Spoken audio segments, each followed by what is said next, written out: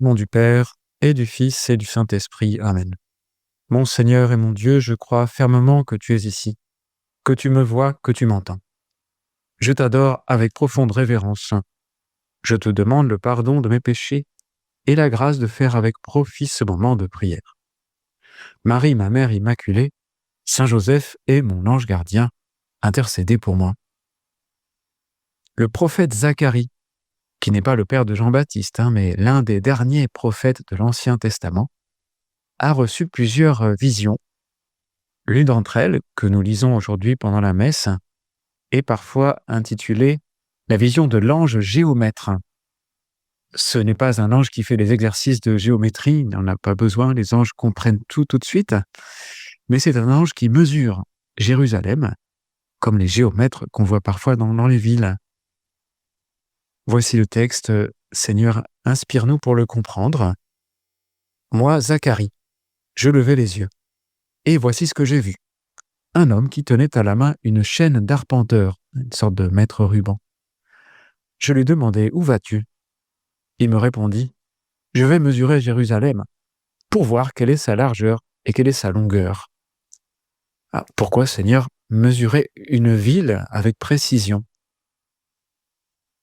On sait que dans les récits bibliques, il arrive qu'on mesure une ville pour la rebâtir. Et c'est sans doute ça. À l'époque de Zacharie, c'est peu après la fin de l'exil à Babylone, le peuple est revenu sur sa terre, ce qui est source de grande joie, mais le pays est délabré. Il faut reconstruire le temple et restaurer la ville. Il y a beaucoup de travail. Il y a un découragement possible, comme celui que nous constatons parfois, même chez nous, les chrétiens, quand l'Église doit faire face à tant de défis compliqués, à commencer par la sécularisation, les gens qui vivent comme si Dieu n'existait pas. L'ange qui me parlait, dit Zacharie, était en train de sortir, lorsqu'un autre ange sortit le rejoindre et lui dit « Cours !» et dit à ce jeune homme « Jérusalem doit rester une ville ouverte à cause de la quantité d'hommes et de bétail qui la peupleront. » Donc un autre ange porte le message de dire « c'est pas nécessaire de prévoir la longueur du rempart. Jérusalem doit rester ouverte. On va reconstruire, mais ce ne sera pas la peine de faire des murs parce que Dieu lui-même sera la protection. Quant à moi, dit le texte, je serai pour elle, oracle du Seigneur, une muraille de feu qui l'entoure et je serai sa gloire au milieu d'elle. » Donc le Seigneur sera à la fois au milieu de la ville et autour pour la protéger. Et même si Jésus ne comprend peut-être pas tout de suite, je peux m'aider sur de ce qu'ont dit les pères de l'Église qui ont vu que cette Jérusalem était l'image de l'Église actuelle. L'Église actuelle est habitée, dit saint Jérôme, par multitude d'hommes et de bétail. Elle est habitée sans mur. La nouvelle Jérusalem, l'Église d'aujourd'hui, n'a pas besoin de murs pour se protéger des hostilités, parce que le Seigneur sera sa muraille. Et on l'a bien constaté historiquement, l'Église catholique ne s'est pas enfermée dans un rempart ou dans un cénacle, mais elle s'est répandue sur la terre. Et puis même plus récemment, dans l'histoire, Saint José Maria et au niveau de toute l'Église, le Concile Vatican II sont venus dire « l'Église n'a pas besoin de se couper du monde, l'Église ne doit pas être comme un corps retranché. » Saint José Maria parlait d'ouvrir les chemins divins de la terre. Et le Concile Vatican II, après lui, par exemple dans la Constitution sur l'Église dans le monde, dit que les joies, les espoirs, les tristesses des hommes sont aussi les joies, les espoirs, les tristesses des disciples du Christ. Il n'y a rien de vraiment humain qui ne trouve écho dans leur cœur. Donc, Seigneur, je comprends, l'Église doit aimer le monde, ne doit pas avoir peur du monde. L'Église ne doit pas accepter le péché, bien sûr, ou ce qu'il y a de mauvais, mais elle peut être à l'aise dans la société. L'Église n'a pas le droit d'être pessimiste ou de manquer de joie, parce que Dieu est sa muraille.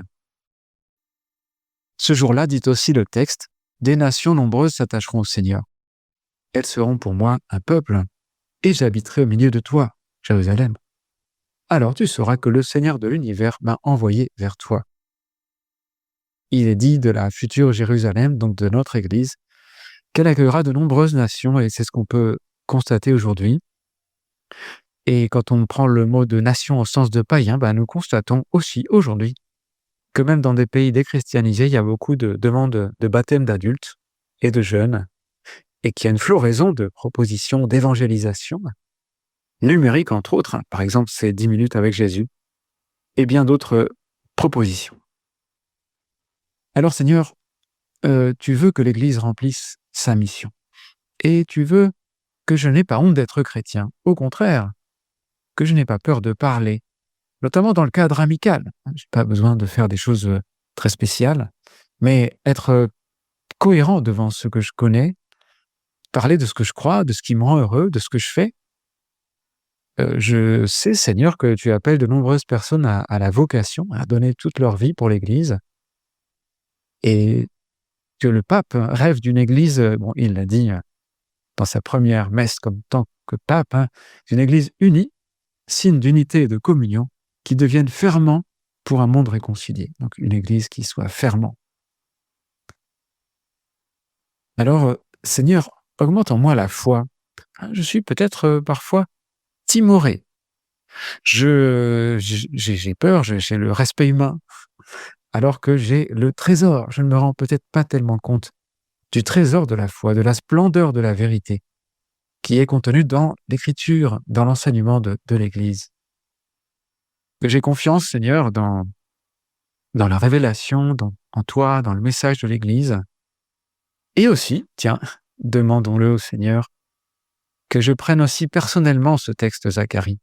C'est-à-dire, le message, dans ce cas, ce serait fais confiance à Dieu. Toi, pas seulement l'Église en globalité, mais toi, fais confiance à Dieu. Tu n'as pas besoin de te construire trop de protection pour ne pas souffrir, pour ne pas être contrarié. Peut-être Dieu nous dit ne sois pas trop stressé par ta santé ou par ton confort. Dieu y veillera. Tu as aussi beaucoup de moyens. Sois pas trop conditionné, embêté par ce que les gens peuvent penser de toi. Dieu est ton rempart. N'aie pas peur d'être contrarié, ça peut arriver.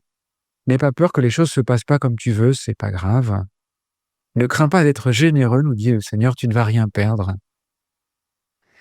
Et parfois, Jésus, il est vrai que j'appréhende ou que je redoute ce qui m'attend pour cette année scolaire, ou je redoute de parler de toi au lieu de te faire confiance. Peut-être, Jésus, je manque en réalité d'espérance. J'oublie que je suis constamment protégé par la muraille de feu de la filiation divine. Je suis fils de Dieu ou fille de Dieu. Et j'oublie peut-être de te faire confiance.